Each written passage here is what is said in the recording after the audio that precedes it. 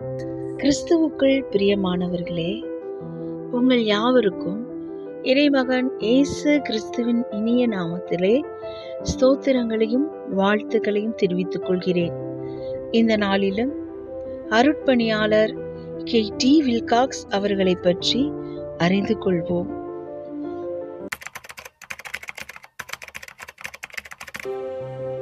அருட்பணியாளர் KT. Wilcox அவர்கள் அமெரிக்காவில் Chester நகரில் 1889 ஆண்டு ஜூலை 26 ஜோசப் அண்ணா தம்பதியருக்கு மகளாக பிறந்தார்.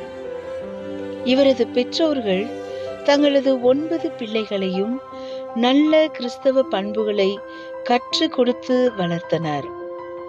அவர்களில் கே.டி. வில்காக்ஸ் அவர்கள் திருமறையை வாசிப்பதிலும் இறைவேண்டல் செய்வதிலும் அதிக நேரம் செலவிடுவதை சிறு வயதிலிருந்தே வழக்கமாக கொண்டிருந்தார்.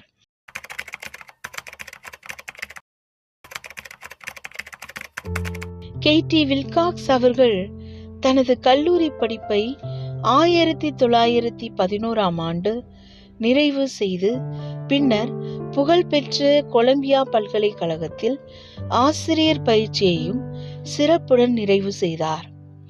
ஆசிரியராக தமது பணியை தொடங்கிய கே.டி. வில்காக்ஸ் அவர்கள் எதிர்கால தலைமுறையினரை சிறந்த முறையில் உருவாக்கும் அர்ப்பணிப்புள்ள ஆசிரியராக 4 ஆண்டுகள் ஆசிரிய பணியாற்றினார்.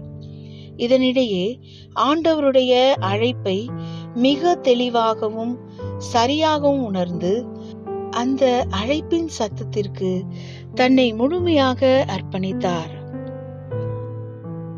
அந்த அழைப்பு என்னவென்றால், அமெரிக்காவை விட்டு ஏதேனும் அந்நிய நாட்டிற்கு சென்று திருப்பணியாற்ற வேண்டும் என்பதே. இந்த அழைப்பை பெற்ற போது அவருக்கு வயது வெறும் 26 மட்டுமே. சிறு வயதிலிருந்தே திருமறை வாசிப்பிலும் இறைவேண்டலிலும் அதிக நேரம் செலவிட்ட அவர்கள் ஆண்டவரின் அழைப்பை தெளிவாக உணர்ந்து எவ்வித தயக்கமும் இன்றி உடனே தம்மை திருப்பணிக்கென்று அர்ப்பணித்தார்.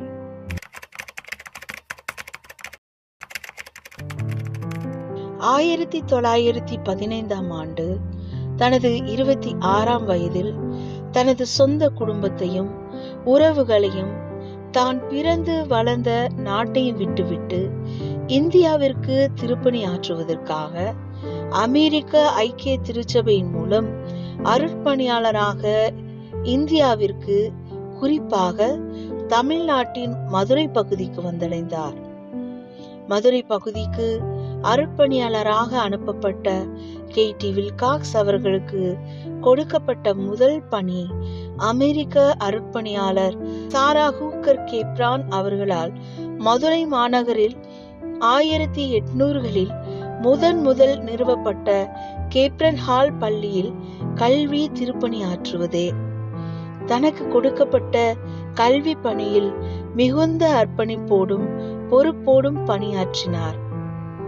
கல்வி மறுக்கப்பட்ட காலகட்டத்தில் பெண் பிள்ளைகளுக்கான கல்வியின் அவசியத்தை உணர்த்தினார். கல்வியின் மூலம் சமூக மாற்றத்தை கொண்டு வர முடியும் என்பதற்கு எடுத்துக்காட்டாக இருந்தார்.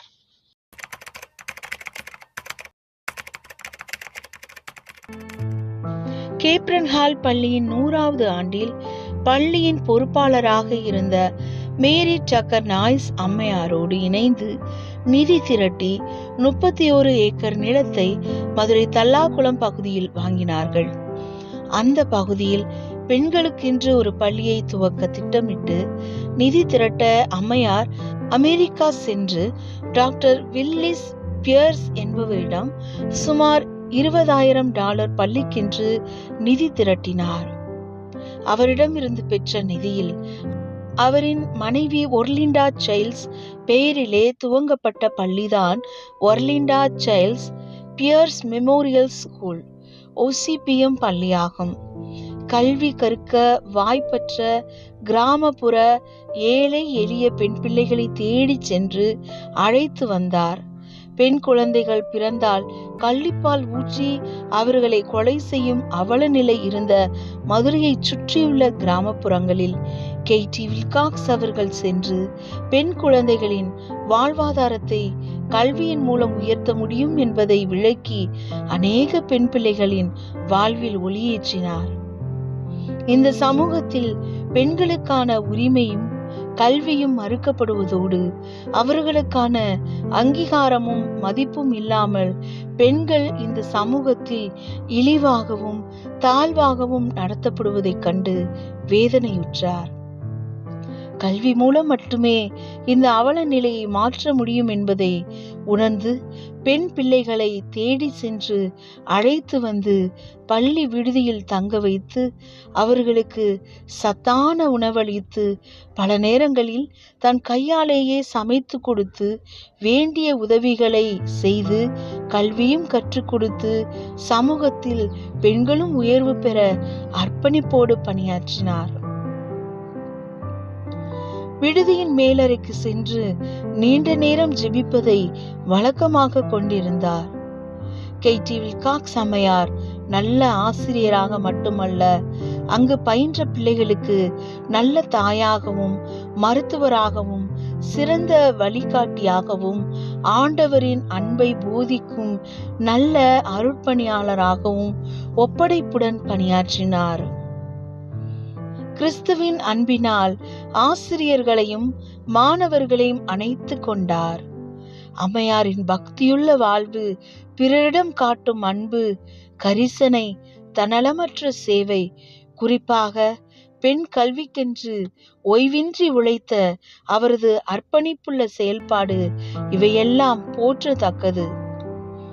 அது மட்டுமல்ல, பள்ளி படிப்போடு பெண் கல்வி நின்றுவிடக் கூடாது என்றெண்ணி மதுரையில் பெண்களுக்கான முதல் கல்லூரியாக லேடி டோக் கல்லூரியை 1948 நிறுவினார்.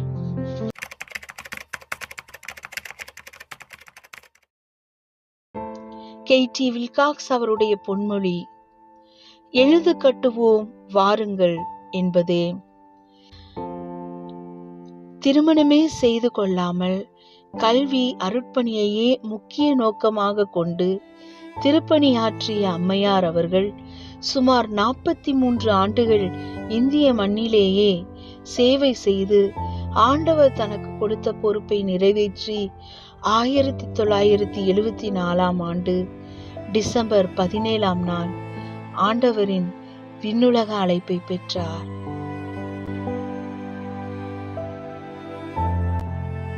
அமெரிக்காவில் ஆடம்பரமான வாழ்வு வாழ வாய்ப்பிருந்தும் அதை விடுத்து மொழி தெரியாத, அறிமுகமில்லாத, வேற்று உணவு, பழக்க வழக்கம், கலாச்சாரம், பருவ சூழல் போன்ற கடினமான இடத்தில் பணியாற்ற ஆண்டவரின் அழைப்பை ஏற்று தன்னை அர்ப்பணித்து கல்வி அர்ப்பணியில் ஒப்படைப்புடன் செயல்பட்டு பெண்களுக்கான கல்வியில் பெரிய மாற்றத்தை கொண்டு வந்த கேடி வில்காக்ஸ் அவர்களின் அர்ப்பணிப்புள்ள வாழ்வு நமக்கு மிகுந்த ஆச்சரியத்தையும் ஆண்டவரின் அழைப்பில் அவருக்கு இருந்த ஒப்படைப்பையும் வெளிப்படுத்துகிறது. எனக்கு ஆயத்தமான இவை அனைத்தும் கிறிஸ்துவின் பொருட்டு இழப்பு என கருதினேன். பிலிப்பியர் 3:7. Thank you. God bless you.